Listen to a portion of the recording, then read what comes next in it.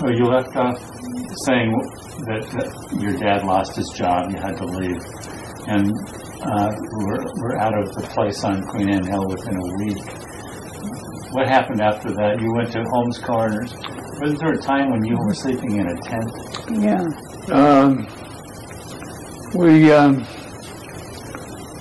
We left there, and the folks had 3 children to take care of. He didn't have a job, but mother was working at Frederick and Nelson, the department store, and they had some of their friends that took care of Dorothy and Marjorie. And then they took me up to a place on Terry Avenue,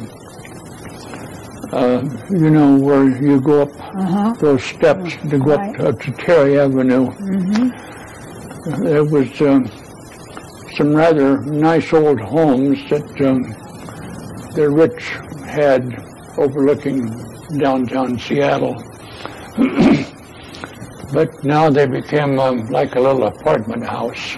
And they were renting rooms, and they had a big tent down there in the backyard, and there was room for several people to sleep, and there was a bed available, so they rented that bed space for me. And in a tent. Then within a day or so, they had found a place out in the country. This was about 10 or 12 miles out of town. And it was rather an unusual place because today my sister will mention something about living in the old log cabin. Yes. It was a log cabin that had been built years before and then abandoned, and then the next people that bought the property, they added a dining room and a bathroom and a kitchen to this log cabin. Oh, I see. So it made pretty much of a house then. I see.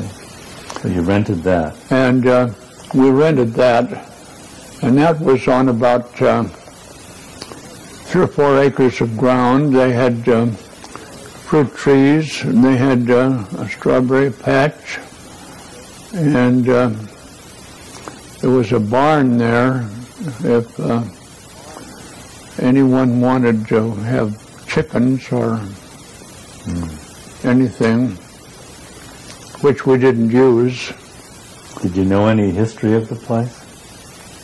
No, I never did know anything about the history of it. And when we went out in the country that day looking for it, we never did find it. No. I found out later on that that same piece of ground is occupied by the Edmonds High School now. Edmonds High School? Yeah. That's been torn down, probably wasn't transplanted. Yeah. How long were you at home? Was that Holmes Corners? That was what they called Holmes Corners. And then they decided it was a little bit too far out, so they moved a little closer in, but it was still out in the country. It was an area on the car line. There was a car line that ran between Everett and Seattle. And it was the last stop before the Everett car came into the city limits. It was called North Park. And it was the same thing again, a 5-room house. And it was right close to the car line, right close to the stop. And there was a small grocery store. But that was all, just a kind of a nondescript sort of a little area there. Yeah.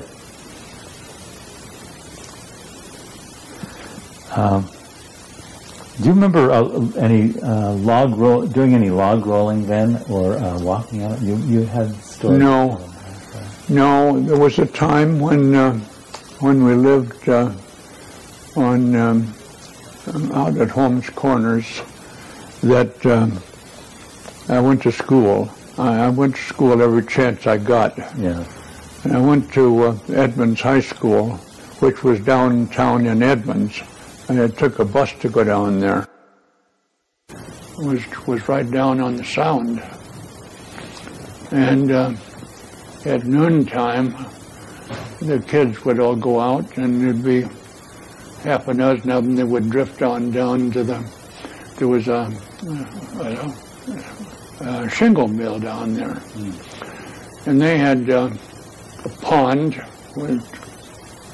with logs floating there in the pond.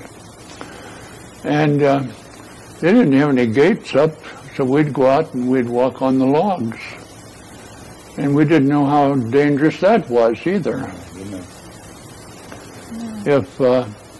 If the logs were slippery and you slipped off of it, and you'd slip down underneath, and the logs would close in, you could be a goner. Sure. Oh. But you never gave that a thought. Of course, Mom and Dad didn't know about that. Oh, they would have had a fit. Yeah. So you went to Queen Anne High, you went to Edmonds High, any other high schools? And then that was the last. We lived up close to town, close around Terry and places. We got an apartment at the Lawton Apartments, which was on Pike Street. And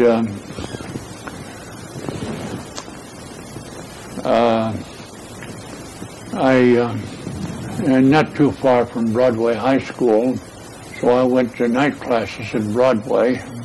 Every fall, everybody came down and looked at the new cars, new models. And the folks, several different times, heard my dad say that if I was going to buy a new car, I would buy one of those little Studebakers. And so one day I was up in that area, and there was a Studebaker place, and I went in and asked them for a catalog. And they said, fine, here's a catalog. Can you give me your name and address? And I didn't think anything about it, and I told them we lived out there in the country. And so this afternoon was a warm day, and there was a wash tub out there in the yard. It had a lot of water in it. And I was sitting on a bench with my feet in the water, enjoying life, and a brand new car drove up.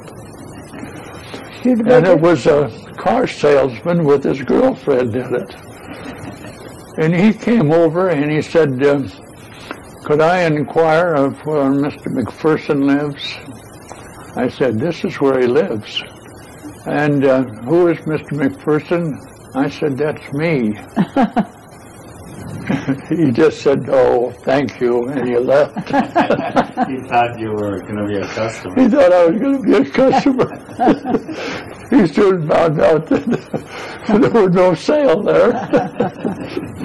I thought that was a good strip. He didn't even give you a ride in the car. No. No, he didn't. He didn't tell me to come out and look at the car.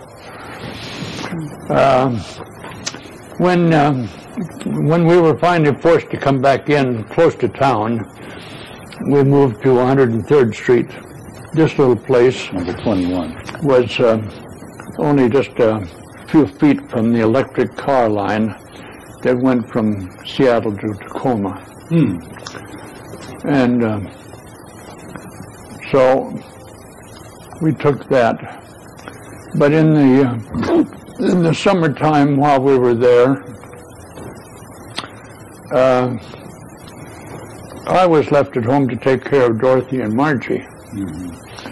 And I never did really think how dangerous it was, but it was hot weather, and we decided that we wanted to go down to Green Lake.